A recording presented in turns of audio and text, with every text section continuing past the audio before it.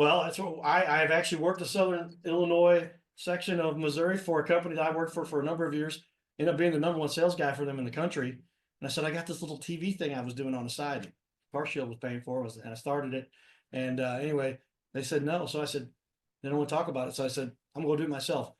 We love having business owners like yourself on, really sharing some of the tricks of the trade, what people should be aware of. And we do that in our long format.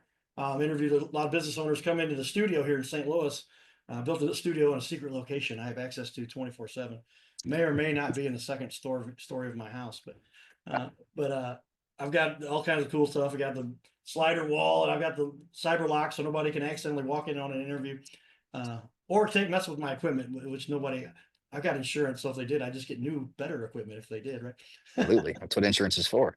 Right. That's just like technology, especially. It's crazy like that. I'm like, I don't want to deal with all that, but if it happened, that's why you get insurance. You,